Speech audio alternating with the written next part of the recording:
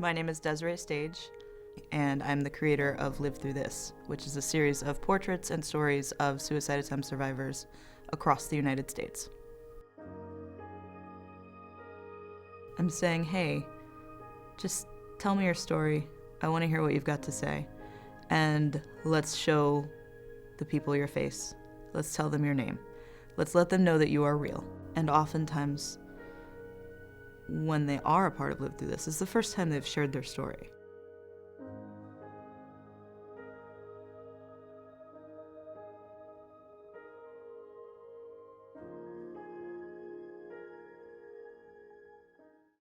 I was 23 years old. I lived in Johnson City, Tennessee. I had just graduated with my bachelor's degree in psychology. I'd been accepted into a PhD program. You know, suicide is an extremely complex thing, but after struggling with the thoughts for 2 years, it was just that was the day that I had made my decision. I think I was in the hospital for a total of 3 hours. And I found my discharge papers recently. It said follow up in 24 hours, and the phone number that it gave me for follow up was 000-000-0000. I can't imagine somebody who felt like they wanted to go that route in finding help, and seeing that number. I can't imagine what that must feel like. I promised myself that day that I would stop hurting myself and that I would change whatever needed to be changed. I figured I could do with my camera what I couldn't do with science, and I immediately returned to this idea of suicide. And I knew that there were plenty of us. I knew I wasn't the only one. I just didn't really know why no one would talk about it. These portraits that I make are all about the eyes. Because you can see so much about a person in their eyes. They say, God, I feel like a weight has been lifted from me. I feel like I've been heard for the first time. I feel less ashamed now. A lot of pain can be diffused just by listening. A lot of that crisis can be diffused just by listening and asking, are you suicidal? How can I help? What can I do? What's going on? It's a good record of a moment in time.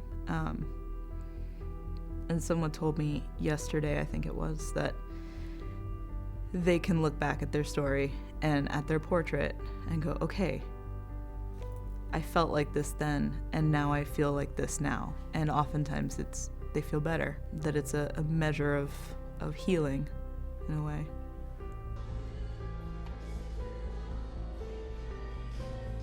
A majority of research around suicide has definitely focused on people who have died.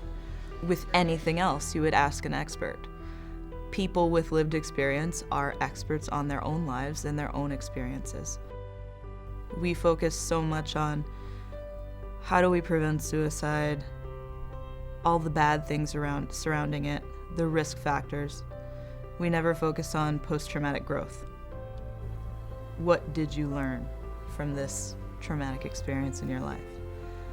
And I think that is something we should really be focusing on, because the goal is zero suicide, but the suicide rates have been rising for 2 or 3 decades now. And so what do you do while you're working on that zero suicide goal? You know, you have to find something good. I think it would be fair to say that the entire behavioral health system should be burned to the ground. We need to start over and teach people. Here is how you deal with people who are struggling. It's listening, it's being more patient-centered, it's spending the time to train everybody about suicide prevention. What are the warning signs? What are the risk factors? Have them practice asking the question, are you suicidal, in the same way that we used to have the kids practice getting under their desks for bomb drills. You know, it's a scary thing to do, but it's something that needs to be done. Well, that would be what? I just used the first one I had on a non-cracky one. You know, people are gonna go through really awful things. Every single person will go through something awful over the course of their life, and they're gonna need support. And a lot of people somehow just don't know how to do that. I I do what I love every day. I am my own boss. I'm married to a perfect human being. I have 2 dogs and 2 cats. I own a house. I have things I never thought I could have. But that doesn't mean that I don't struggle. I do still have suicidal thoughts. I do still want to hurt myself sometimes. I think it's pretty incredible that I've lived, and not only have I lived, I've gotten to experience so much more than a teenage me would ever believe. And I'm not doing anything special. Nothing about what I do is novel or unique other than the population that I do it with. People just want to be heard.